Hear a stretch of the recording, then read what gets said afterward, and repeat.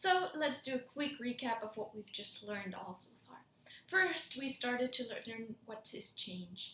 It's a difference between something before and something after. There's just these difference in something.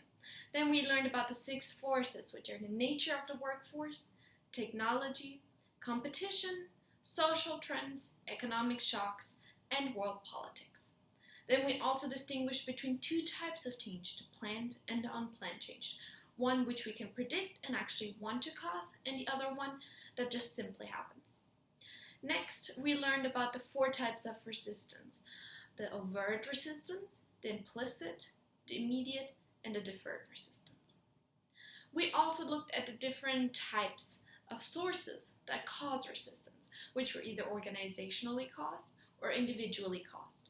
Organizational ones means that organization as a whole resists. Maybe the culture just doesn't adapt. While individual ones is individual people not wanting to adapt because it's just simply easier to stay with what you had before. Furthermore, we also learned how to overcome this resistance to change. Some structures or possibilities were communication, letting people participate, building support and commitment through that, developing a positive relationship between the change initiated and the people that are involved in the change, implementing changes fairly and transparently to decrease coercion and manipulation, and finally just simply selecting people that are more willing to accept change. Then afterwards we learned about the different types of frameworks or steps organizations can take or utilize to implement a change. We learned about the Levin's 3-step model of unfreezing, movement, and rephrasing, about Cotter's 8-step plan, which is just 5 more steps that are more focused on what you can do wrong before you go into the unfreezing, movement, and refreezing. Then action research and organizational development. We also kind of took a look here quickly at how organizations can stimulate a culture of innovation, and that's just by being more flexible and adaptable to make implementing changes more or innovations easier, having an abundance of resources available, or increasing the communication or interaction between the different departments. Here, again, as a reminder, it is important that you kind of reward the risk-taking and not the absence of failures. Next, we kind of looked at the final topic, which was stress.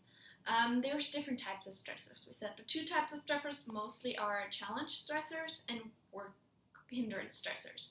Challenge stressors are associated with workload, while hindrance stressors are more associated with reaching your goals. We also took a look at the different sources of stress, such as the environmental factors, organizational factors, and personal factors.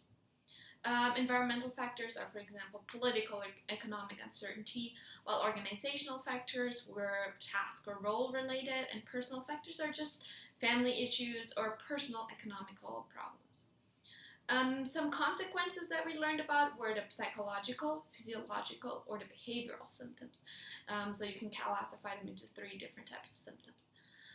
To overcome stressors, we also took a look at 2 different approaches. The individual approaches and the organizational approaches.